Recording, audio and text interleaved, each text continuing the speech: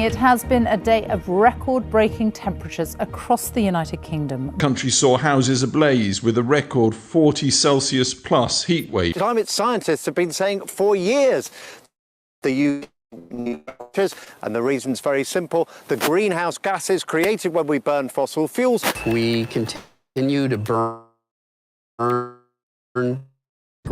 weeks 7 and 9 degrees Fahrenheit by the end of the century, and the impacts of that would be catastrophic. 3 degrees of global warming would be catastrophic. Heat waves, droughts, extreme precipitation, even fire. 3 degrees of warming is really disastrous. In their latest report, UN scientists are warning we are on course for devastating changes to our climate. 30 people affected by floods as a third of Pakistan's inhabitable land inundated. The United Nations is warning of a looming famine in Somalia, where a searing drought fueled by the climate crisis. 下午7、8座、10来座山，就很多的山都燃起来了。我们也是第一。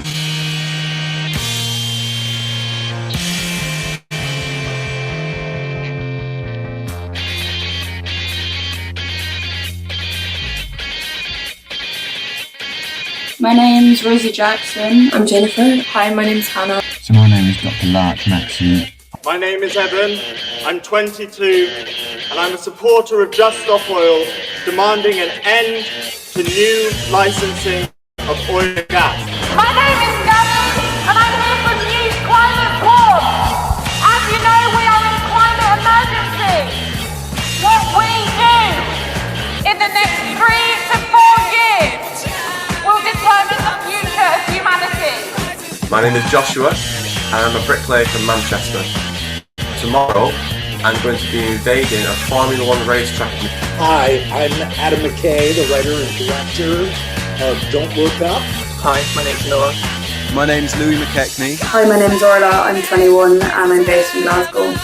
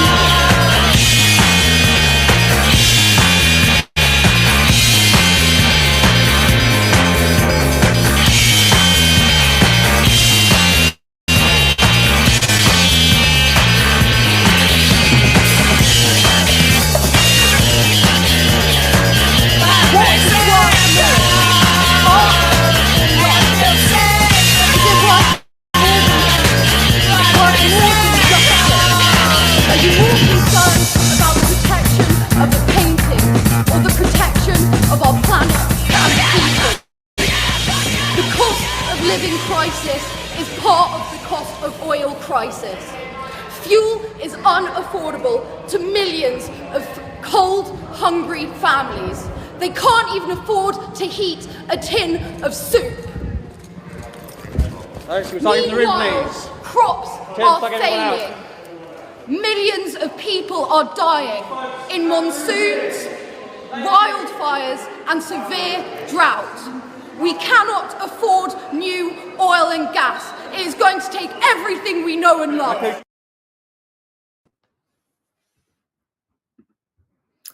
Hello everyone, thank you so much for being on this live stream.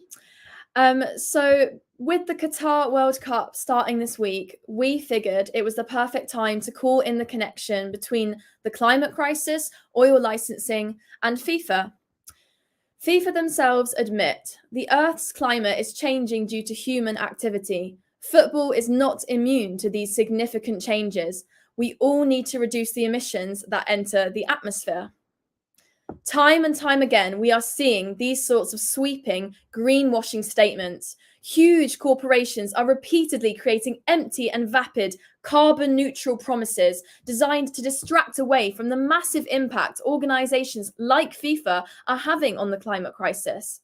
Contrary to FIFA and Qatar's pledges promising the first ever carbon neutral World Cup, its estimated carbon emissions are over 70% higher than last year's, emitting 3.6 million tons of carbon dioxide, which is the equivalent to the entire annual emissions of some countries. The offset scheme chosen by FIFA also does not remove carbon from the atmosphere.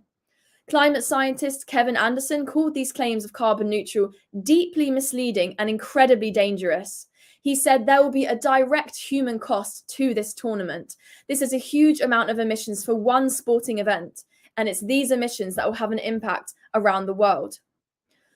Not only this, Qatar itself is the world's second largest exporter of natural gas, and their new extraction plans are set to increase their liquefied natural gas production by more than 60% by 2027. This once again is a greenwashing campaign, with liquefied natural gas being advertised as a cleaner alternative to fuel oil and coal, and a stepping stone in the energy transition.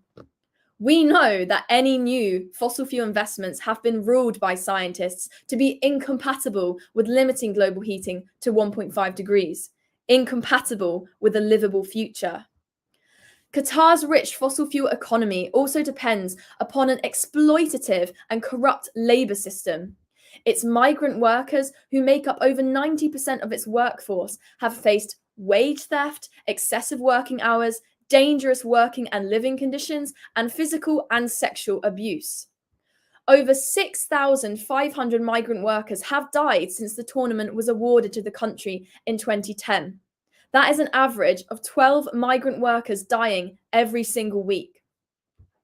Its track record on freedom of expression, women's rights, and LGBTQI+ rights are also abysmal, with journalists being locked up for exposing corruption, women tied into submission by a guardianship system which prevents them from making any key life decisions without permission from a male family member or a husband, and same-sex relations are punishable by up to 7 years imprisonment.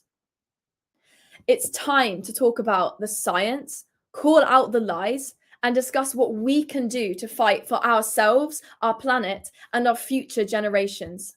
But be in no doubt, the Qatar World Cup is just another example of fuckery orchestrated by the global elite that places the value of all life on Earth below that of short-term monetary gain. Be in no doubt, they are killing us.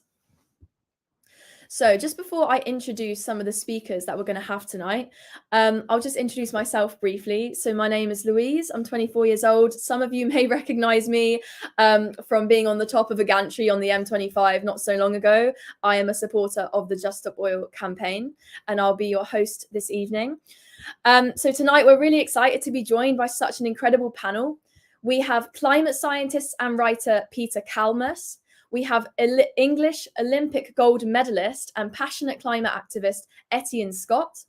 And we also have two members of Just Stop Oil, someone called Oliver and also myself.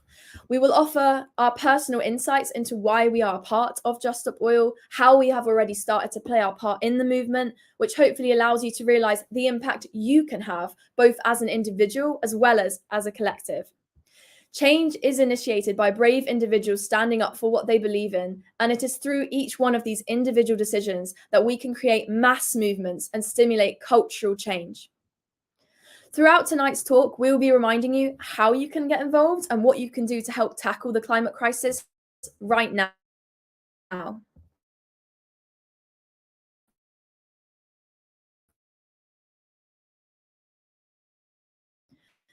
There will be links in the pathways of action.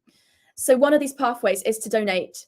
So we encourage you to donate what you earn in 1 hour as a once-a-month donation to help the hundreds of people who need support as they mobilize people up and down the country and those who actually risk arrest at the point of action. We have already raised £500,000, which is amazing, but we need more people to support us to raise another £1 million. You could help us raise what we need. The second pathway for action is to take part in civil disobedience and be on the front line. You will start by attending a non-violence training if you haven't already, which is relevant to all non-violent forms of direct action. It's not exclusive to Just Stop Oil. And the way to actually sign up for this is on the Action Network form, which will be linked as well. So there's a donation link, there's an Action Network form to take part and get arrested yourself. And the final pathway to action is support roles. So the people getting arrested on the front lines can't actually do what they do without the amazing people working in the background behind the scenes. Support roles include mobilization, for example, leafleting, ringing people up, as well as police station support, prison support, helping with fundraising. So there will be a Google link where you can sign up to hear more information about any of those roles. Okay, so it is time for our first speaker. So our first speaker tonight is Etienne Scott. So we're really happy to have Etienne Scott tonight. Etienne Scott won the Olympic gold medal in canoeing in London 2012 and is now an environmental activist. He has taken part in peaceful direct actions with Extinction Rebellion and is a co-founder of the Champions for Earth campaign group, which harnesses the power of sport to tackle the planetary emergency. So welcome, Etienne. Hello. Yeah, hello, everybody. Yeah, it's lovely to be here. Thanking Just Stop Oil for inviting me and hosting this event. It sounds really cool. I'm really looking forward to hearing what other contributors bring and learning something myself. So I think people are often curious about how I ended up being an Olympic champion in a previous life, it seems sometimes, and now being an activist. And I'm proud to kind of describe myself as an activist. And I think the main thing that happened to me was as across my career in sport, and luckily enough to be able to do that for such a long time, I really became totally aware of how amazing human beings are. Human beings can just do such incredible things. They can change on the drop of a hat. One day they can wake up and just change their lives or make decisions that have huge impacts. And human potential is this thing that I think is just most amazing.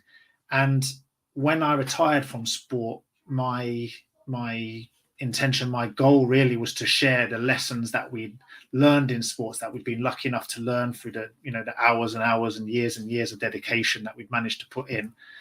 I wanted to share those lessons with people, young people in schools, young athletes, people in businesses, anywhere anyone was doing something important and interesting that they could perhaps use some of the lessons that I had, and to be able to release their potential. This is what I believe in, that potential that sometimes is blocked somehow in people. And I started off doing that, but then I just started. I started canoeing in the Scouts when I was about 11, and I think through that I'd planted the seed of being outdoors and in nature. And canoeing is an outdoor sport. I've been lucky enough to visit lots of cool places, and I can confess, yes, I've flown to lots of these places, and I had a huge carbon footprint as an athlete, absolutely undeniably. But as I carried on and I started to learn more, and particularly this learning accelerated once I'd retired, I realized actually there was this massive thing blocking human potential. And this is the fact that our planet is dying. We are killing our planet, and with it, our dreams and our hopes for the future, and all this human potential will literally just hit a wall. There is no chance for us to flourish as people in what is coming down the road to us, and what is already the reality for many people, far too many people around the world, especially in the global south.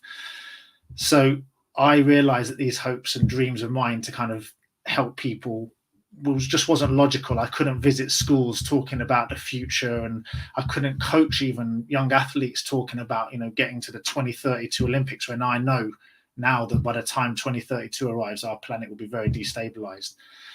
And that is how I came to becoming an activist. And I became also persuaded by the necessity, the justification, in fact, the responsibility to take action. And I believe the science, social science, tells us that non-violent direct action is a very effective pathway to change quickly and to the scale of changes that we need. So that's how I ended up being an activist. And the thing that I'm really interested in nowadays is how sport is being used to sport wash, to whitewash, to launder the reputations of some extraordinarily damaging, ecocidal, whatever words you want to put, genocidal companies who know what they're doing. These companies know that their business model is incompatible with the future of civilization. They know the damage that their products are doing, yet they somehow have to find a way of continuing to do what they're doing, to make the huge profits, the obscene profits that they make when most people are suffering. Many people can't even decide, whether to put the heating on or whether to where they're going to get their food from. It's, incredible that this situation is continuing. So these companies are knowingly very, very damaging. And sports is this beautiful picture, this beautiful thing where we see, I believe, a kind of microcosm of some of the best and also some of the worst in humanity in some ways. In sports, we have the opportunity to kind of rise above, and in the confrontation of sport, in the challenges of sports, we have the ability to be amazing, but we also have the ability to be horrible and be terrible, competitors, but also to rise above ourselves and surprise other people. And that's the power of sport. It's so beautiful when people see it, and that resonates with many people. The London Olympics that I was lucky enough to be a part of, you can still see it has a power of people. The imagination, that the emotions that came out still resonate with people, even people who are not fans of sports. Sports touches people in some ways like the arts does. And so companies, organizations like Qatar Energy, who are sponsoring the Qatar World Cup, completely embed with the organization of this FIFA, this FIFA World Cup. These companies are awful companies. They've got plans. I was reading up and making sure and getting my facts right. They've got plans to expand their production by 20 billion barrels of oil in the next few years. And if that oil is burnt and turns into carbon dioxide, 43 gigatons of carbon dioxide will be released. And just to put that into context, I read that the entire amount of carbon dioxide released in 2019 was 37 gigatons, right? So the projects from Qatar Energy alone would be enough to blow the entire amount of carbon dioxide in 1 year from the whole entire planet. They've got plans to do this despite all the best science, despite the kind of pretty much the begging of the United Nations to listen, and people that we know, the climate scientists who've been trying to raise the alarm.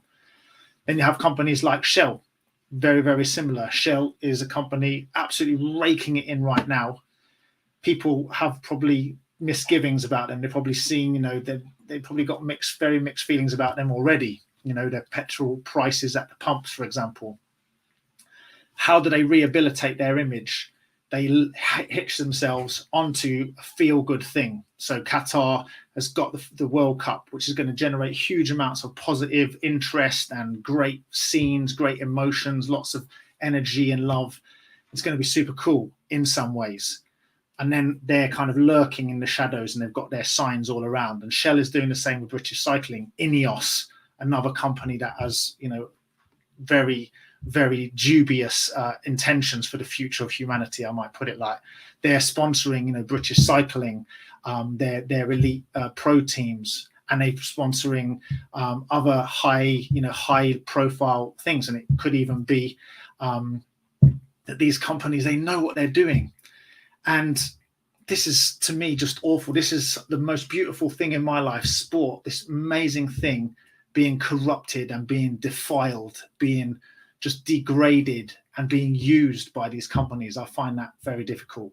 But there are triumphs out there happening. People like the Australian Test captain, Pat Cummins, refused to wear he said he wasn't going to do any more interviews for the company that sponsors the Australian cricket team.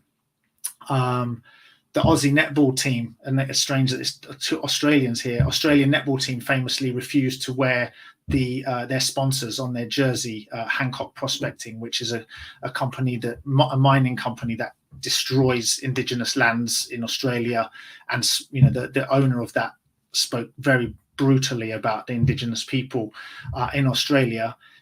The team just stood up, and eventually the team changed its sponsors from being this potential deal with a mining company to their state. The Victoria state decided to sponsor them to the equal amount. And we see, amazing people like Lewis Hamilton, Gary Lineker speaking out massively in favor and publicly, outspokenly supporting organizations like Just Stop Oil and saying, you may not like their methods, but they've got a real point. And in fact, these people are saying, actually, I really admire these sports stars for speaking out, because it is tough. And I think it's really hard for athletes to speak out. Current athletes have got to, they don't want to bite the hand that feeds. Their dream of going to the Olympics is what makes their life work. And they don't want to jeopardize that, just in the same way that the FIFA have tried to squeeze the football teams who are threatening to wear the One Love armband. And they've pretty much managed to silence them, except for the Germans, the German team. I thought that was absolutely stunning. Their defiant protest in their warm-up, wearing the armbands and things on their warm-up kit. I think that's great. And this is an example that sports people and sports itself struggles to find its voice, because it can be leveled as a hypocrisy, the huge carbon footprints of these stars and all that blah blah blah. But when they do speak out, it has a huge impact. And that's one of the reasons why I'm passionate about the potential of sports to impact change. And that's why it really bothers me when these horrendous companies get their hands really deeply involved in beautiful sporting events. And it's everywhere now. It's really happening. And I really would like, it's one of the things I would like to happen, is that sports cleanse themselves of these sponsors, much like sports had to clean itself with the tobacco industry. It's exactly, the parallels are extremely strong. And we got rid of tobacco from sponsoring sports, and we need to get rid of all those high carbon companies, because they are just simply using sports to launder their reputation. So that's kind of me done. I don't know if I've said enough, but I hope it's been interesting. I'm grateful for being here, and I'm looking forward to hearing what everyone else says. But yeah, thank you everybody for hearing me and listening to me, and hope it's been interesting. Thank you so much, Etienne. That was brilliant, and that was super interesting. Absolutely highlighting the role that sports can play in combating this climate crisis, and how corruption can really have an absolute adverse effect when they're involved in these events. I think that's really important to highlight. I still can't get over that statistic of Qatar's oil expansion is going to release the same amount of carbon emissions as the whole globe did in 2019. That's going to stay with me for a while. So thank you so much. So our next guest is Peter Kalmus. So in Peter's own words, his awareness of climate breakdown reached the point where he had no choice but to respond in some meaningful way. Peter is a climate scientist at NASA's Jet Propulsion Lab. His award-winning book, Being the Change, Live Well and Spark a Climate Revolution, gives real-life solutions to move away from a consumerist lifestyle that isn't even making us happy. Peter believes we need to create a space for collective action so that together we can explore a more meaningful life without all the fossil fuels. So welcome, Peter. Yeah, thanks. Good to talk with all you guys. It's a holiday here in the United States. It's Thanksgiving, and so it's one of our biggest holidays, and one of my favorites. We get together with family and eat lots of food, basically, and be lazy. So I'm here in New York City, and it's quite warm. So the sun's getting low. It's going to set in maybe an hour and a half, and I'm here in a short sleeve shirt, and it's late November, so that's quite shocking to me, at least. When I was a kid, we'd have weather like this in Chicago, like once in a blue moon around this time of year, and we'd all kind of go nuts and ride bikes through the forest preserve because it was so rare. But now it seems like a lot less rare.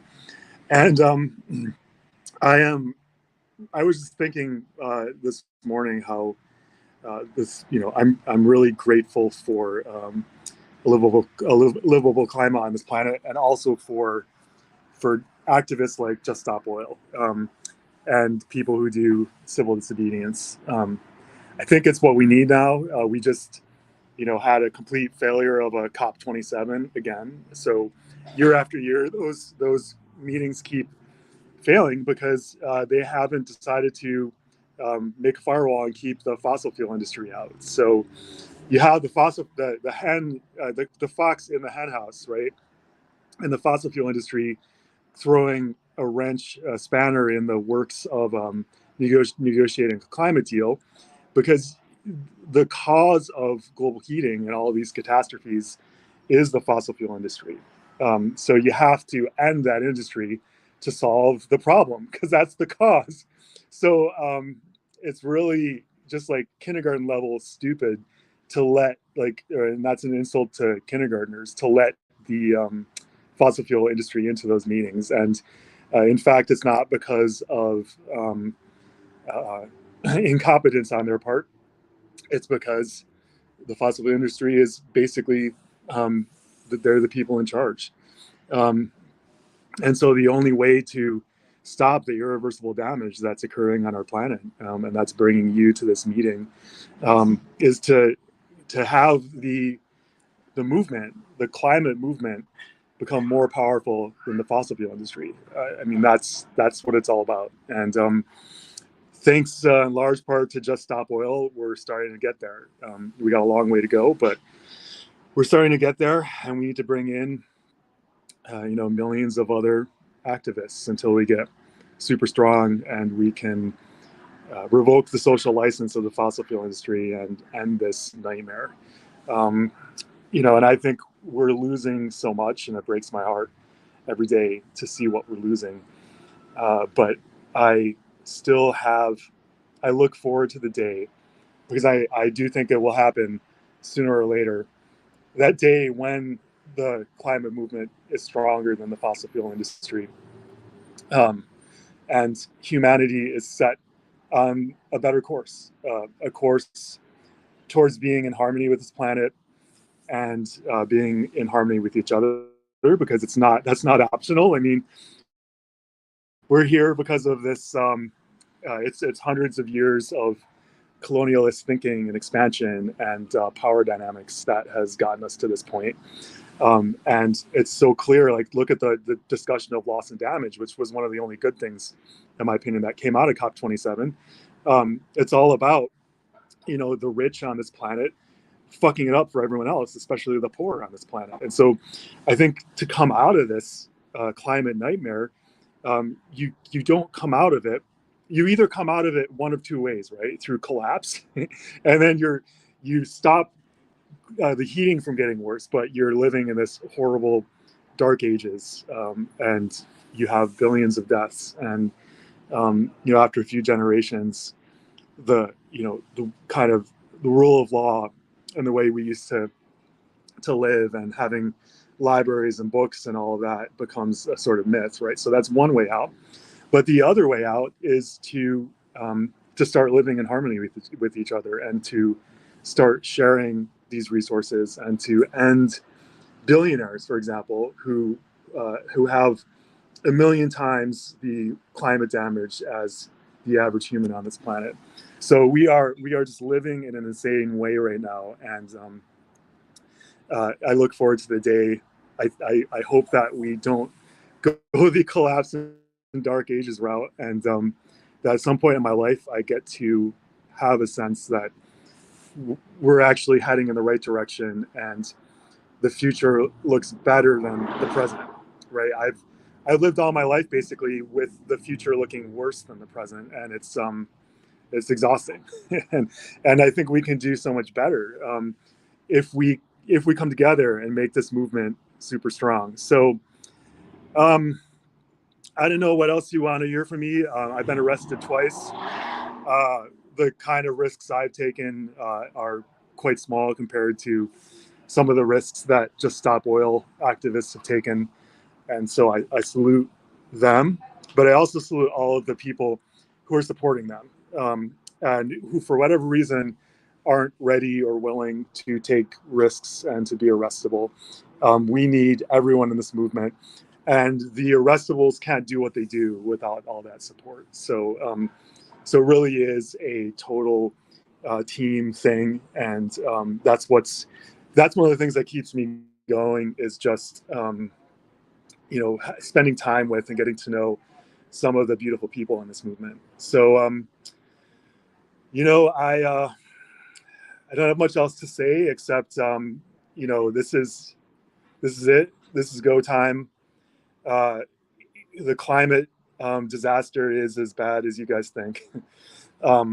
It's crazy to me that the majority of people still don't have any inkling how bad it is. But I think it's through civil disobedience that we are waking them up. And it's through civil disobedience that we're waking up the media too. Once the media stops, if the media ever stops downplaying this, and if they ever start telling the truth about what a emergency that we're in, and how we need to switch to emergency mode, and how the fucking fossil fuel industry has been lying for 30 years and doing everything it can to block action. If the media starts telling the truth, that we're on the verge of losing everything, that the damage to the Earth system is irreversible. You don't get to roll this back, not for millions of years in terms of biodiversity loss. So once the media starts telling the truth, then I think the climate movement starts building even faster than it is now, because right now they're acting like a sort of gaslighting brake on the movement, because there's a lot of people out there who could become activists and join with us, but they read the papers and they watch TV, and they have a sense, they're like, well, they're constantly getting these sort of they're being thrown these ropes, right, that they can hold on to, and think psychologically that maybe it's not as bad as the activists are saying or the climate scientists are saying, but it is that bad. So we need the media to stop doing that, to stop kind of downplaying and giving people an out, so they don't have to face how bad this is. And I think that's what we're doing with civil disobedience. We're kind of ratcheting up the urgency with which the media speaks about this, and that's going to turn into a virtuous cycle in terms of the movement getting stronger and eventually getting stronger than the fossil fuel industry. So thank you all for everything you do. Again, it's Thanksgiving here, and I am just incredibly grateful that we have this movement and that it's getting stronger. So love and rage to all of you. Thank you so much, Peter. That was amazing. I've just realized that I've actually been following Peter on Instagram for months now, constantly sharing his posts and not realizing that he was the speaker for tonight. So that's a lovely surprise. And so many important points raised there. I love that analogy. You know, it's like kindergarten. You know, the fossil fuel industry is causing this crisis, so of course we have to stop them. They can't just continue their business as usual. And highlighting the role of the media and presenters and journalists, you know, that they're misinforming the public, which leads to, you know, activists, just like Peter said, being seen as crazy and, you know, apocalyptic. Well, unfortunately, that is the reality. You know, we are heading towards an apocalypse unless we act now. So I'm just going to take this moment to remind you of the pathways to action. There are links in the description, and there should be some links either below. In fact, there's one right now on the screen and to the side as well. Links of how you can get involved. You can donate, you can sign up to take action yourself, or you can sign up for a support role. No matter what pathway you're taking, we need you to do so. You know, it is a matter of life or death, and the more people we can have involved in this movement, the more hope, the more chance we have of actually winning. So those are the links. They should all be accessible to you. So now I'm very pleased to introduce Oliver. So Oliver is a plant science student at the University of Manchester. He's also a spokesperson for Just Stop Oil, and with myself and 4 others, he ran onto the pitch at Tottenham Hotspur Stadium during the Premier League this year. Amongst other actions, he's also taken part in the queer block of Trafalgar Square in October. So welcome, Oliver. Thank you, Louise. So yeah, I heard, I was reminded that the World Cup was coming up because I got a wonderful little letter from the Football Banning Authority reminding me that, yeah, that the World Cup is indeed happening. Because I am, yeah, one of the 12 Just Stop Oil pitch invaders. So myself, along with Louise, and 4 other people, including Josh, who is currently in prison and has been there for months now since the invasion of the track at Silverstone. It's been held on remand outrageously by this criminal government for months at this point. And so I suppose I want to tell you a little bit about why it is that I chose to go on to a football pitch back in March. And I guess, yeah, for context, I'm 19 years old, and last summer we had 40 degrees, and that might feel like a while ago to you now. You might have kind of forgotten that 40 degrees, and I don't know, it was mighty hot while it was happening. In fact, me and Louise were in court when there was 40 degrees then for that case. But beyond it being just really, really warm, need to put some sun cream on, bring some water, 1,600 people died. And that's what we forget. We forget the human cost. We forget that 60 families lost their homes then. 60 families came back to find that their street had burnt down. 1,600 people died. 60 families lost their homes. And those are not pleasant deaths. I mean, those are people that got so hot that their bodies couldn't handle it anymore. And that is what happened last year. So, to remind you again, I'm 19 years old. Think next summer, I'll be 20. We've already had 1,600 deaths last year and 20,000 across all of Europe in that heat wave. Why would that stop? Why won't it be more next year? Imagine the year after that, and the year after that. Imagine what the rest of my life is going to be like. And I'm not taking action with Just Stop Oil because of future kids or grandkids or whatever. I mean, lovely as that is, I'm doing this as self-defense because this is my life that is on the line here. And I can't afford the luxury of waiting until 2050 to start taking this crisis seriously. We need action now. I think we often assume that that maybe action is happening. Maybe it's happening too slowly. But in fact, quite the opposite. The UK government is going in the complete opposite direction. It went from having it created a policy entirely so that Liz Truss's own political self-interest of licensing 100 new fossil fuel projects. It had no necessity. It wasn't going to help anyone with their energy bills because renewable energy is already 9 times cheaper than gas. Would you rather your energy bills were 3,500 quid or 400 quid?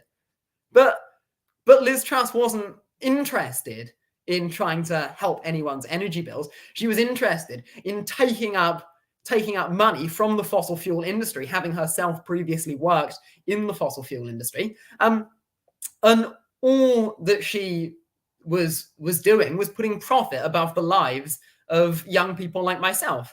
And now, of course, we have Rishi Sunak, who is in the exact same position. He is continuing with those fossil fuel licenses. And every single one of those licenses is a death sentence to my generation, because it's entirely unnecessary. If they cared about bringing down energy bills, then the first thing they would do is focus on renewable energy rather than this absurd focus on fossil fuels.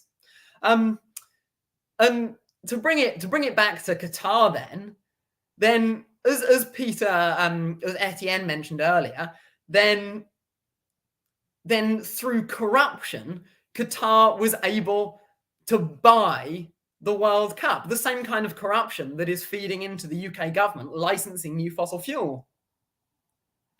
The Qatar government essentially bought the World Cup, and in fact, to the tune of $880 million, they bribed FIFA so that they could be able to host it.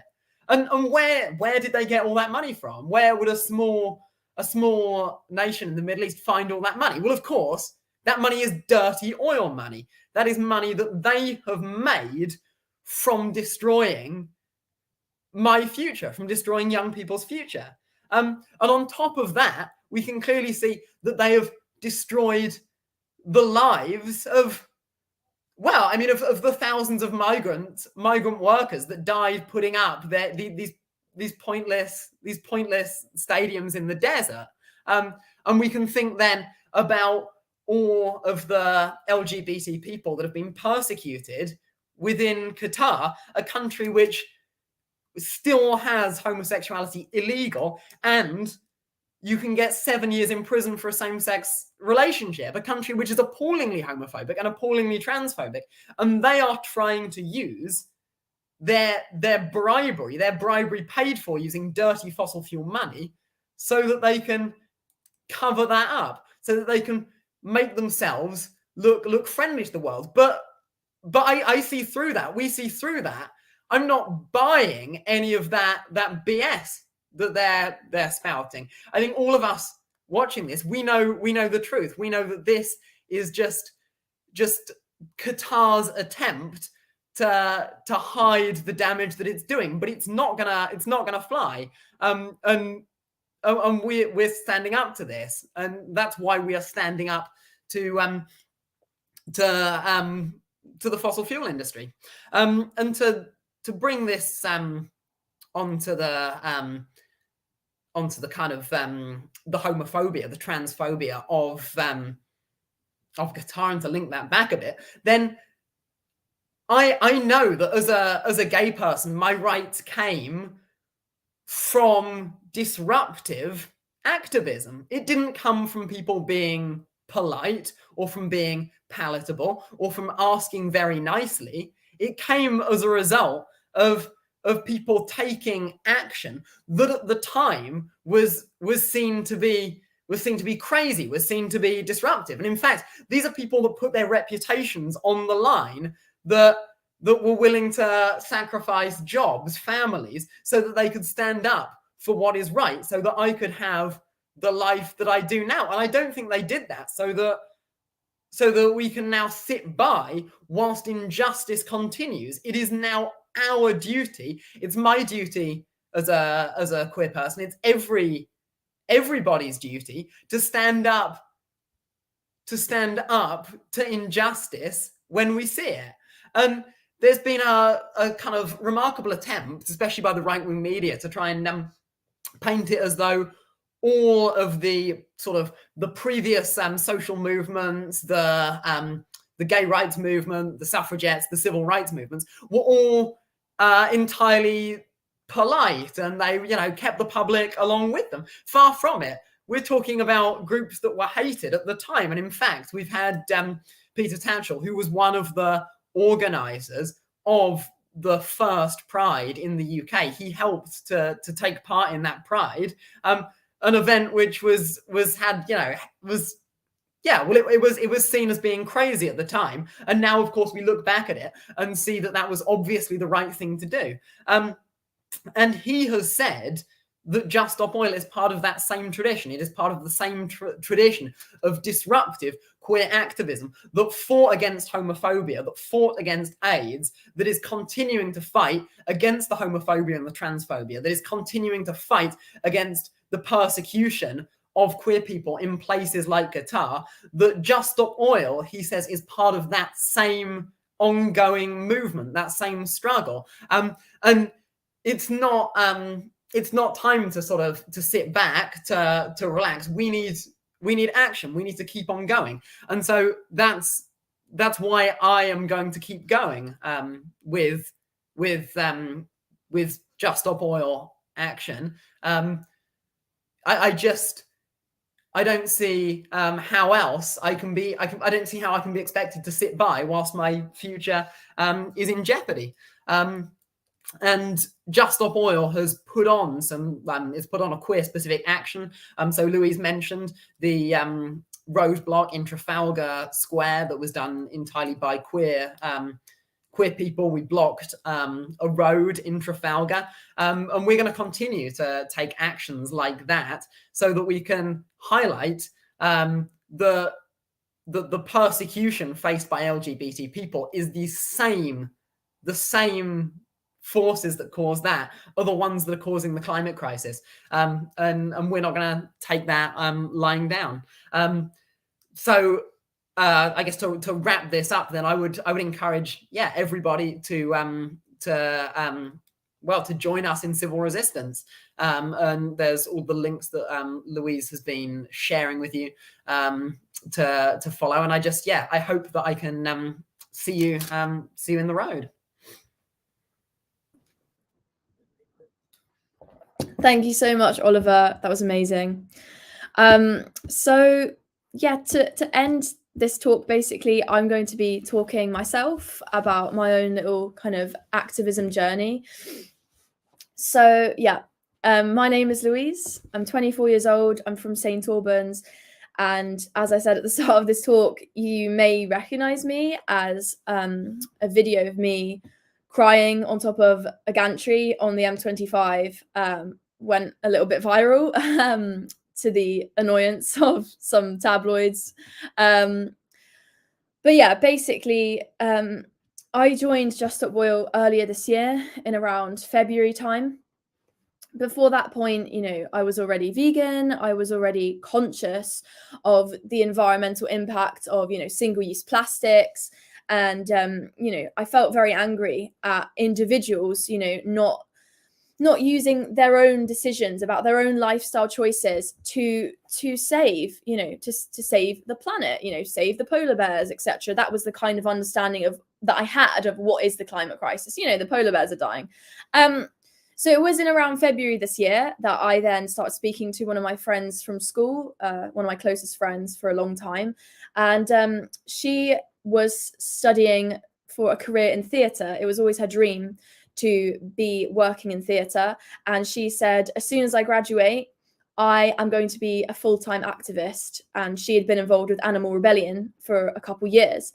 So my response to that was, are you crazy? What are you doing? You're giving up your dreams. Why are you doing that?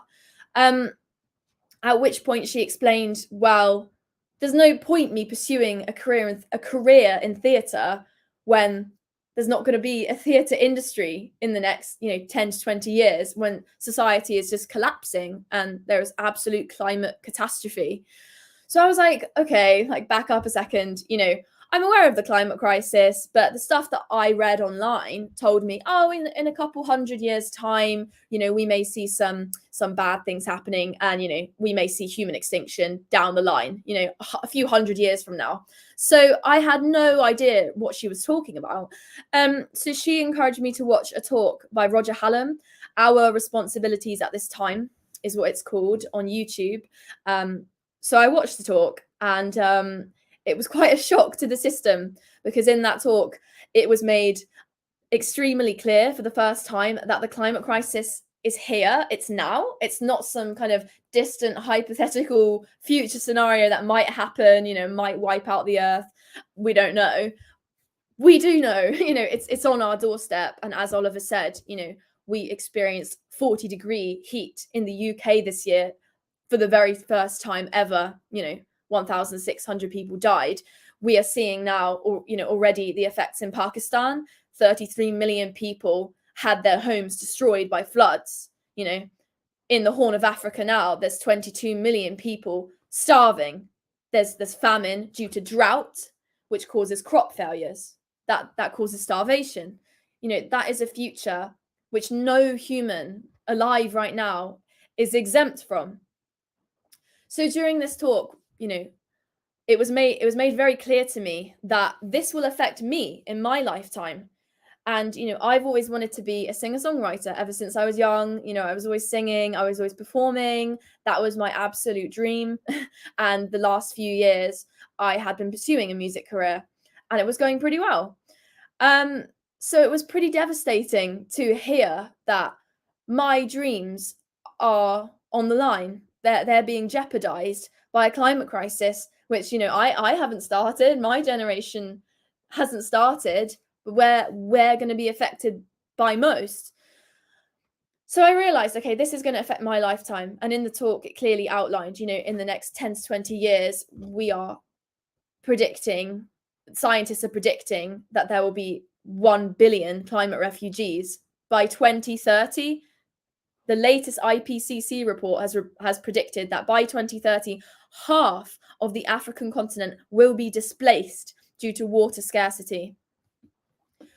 That is a horror show. You know, millions of people are already dying now, and that's just going to get worse and worse and worse. So I realized at that point, you know, my kind of like futile dreams of being a singer-songwriter, firstly, you know, that they're just they have been destroyed already. You know, there's no point pursuing a career in music when there will be no music to listen to. You know, there'll be no music industry, there'll be no birds in the sky to even sing in the next 10, 20, 30 years, however long it takes for everybody to be wiped out and for society to be collapsing all around the world, which of course is starting to already.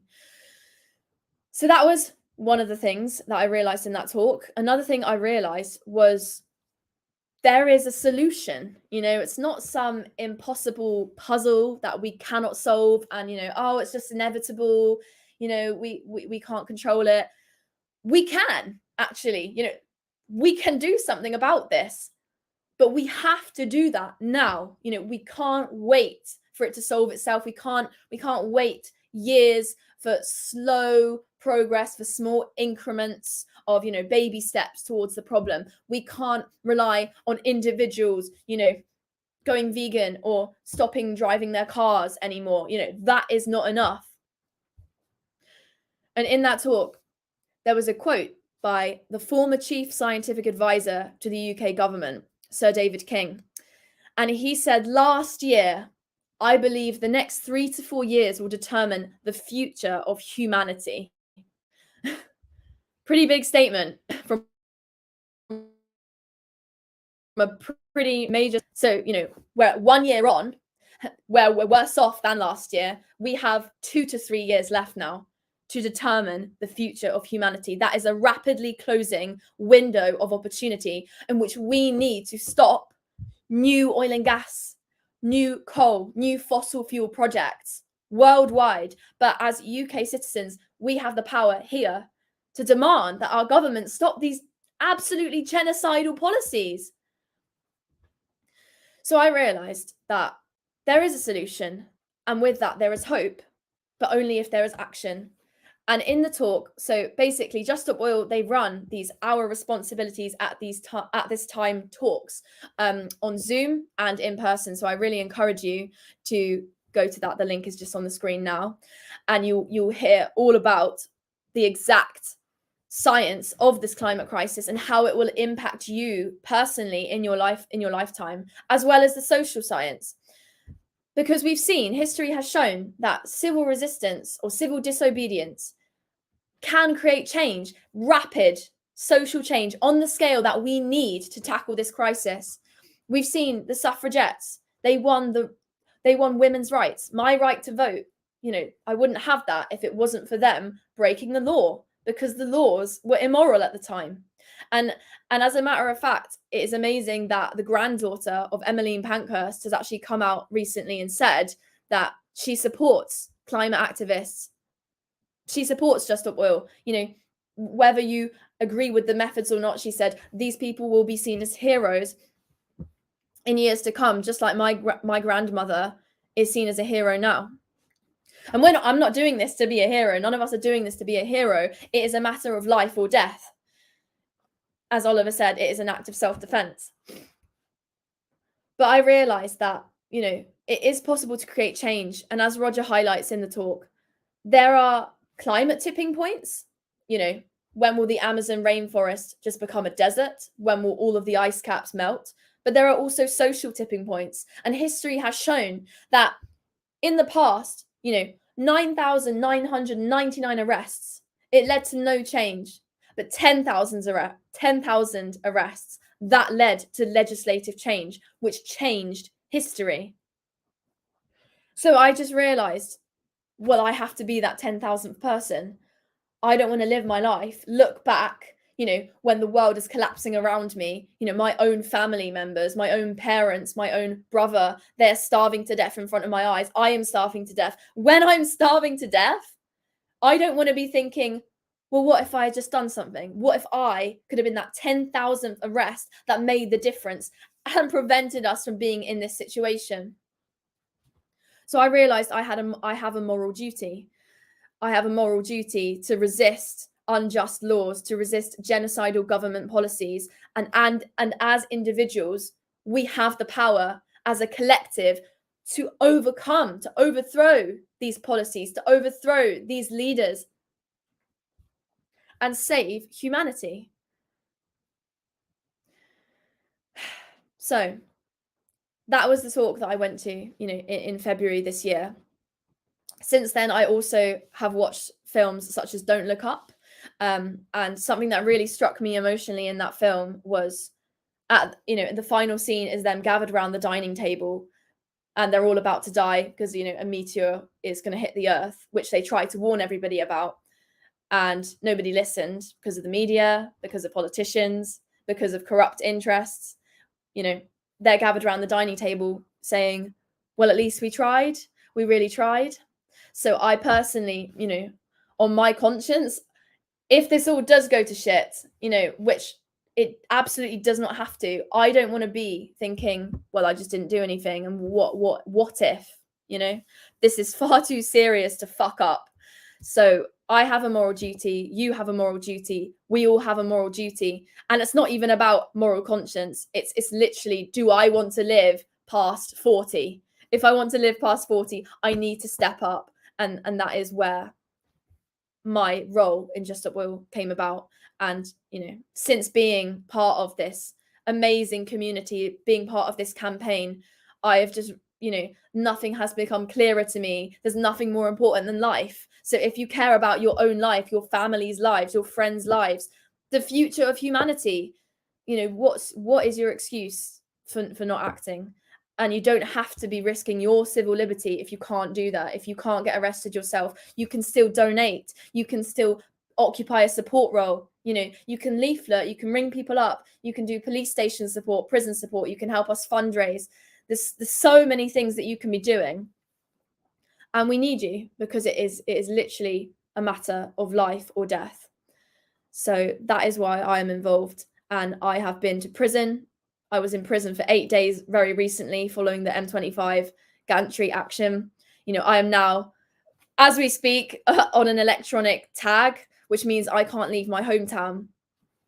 But what many people within the Just Stop Oil campaign are realizing is that whatever the government throws at us, whether it's prison, whether it's, ankle tags, whether it's surveillance, whatever it is, fines, that's nothing compared to death, that's nothing compared to climate catastrophe, millions, billions of people around the world dying needlessly. And I've realized that, whether we actually win this fight or not, whether we win life instead of death, we are winning just by trying. Because if I am in any way stopping the murderous, psychopathic fossil fuel CEOs from murdering me and my family, then that is a win. Any obstacle we can put in their way is a win, because we're on the right side of history. It is the moral thing to do, and we're fighting for everybody on this earth. So we cannot have any new oil and gas. That is the demand of Just Stop Oil. No new oil and gas licenses by the UK government. Scientists all around the world, Peter included, are saying that any new fossil fuel investments and licenses is incompatible with a livable world, with limiting global heating to 1.5 degrees.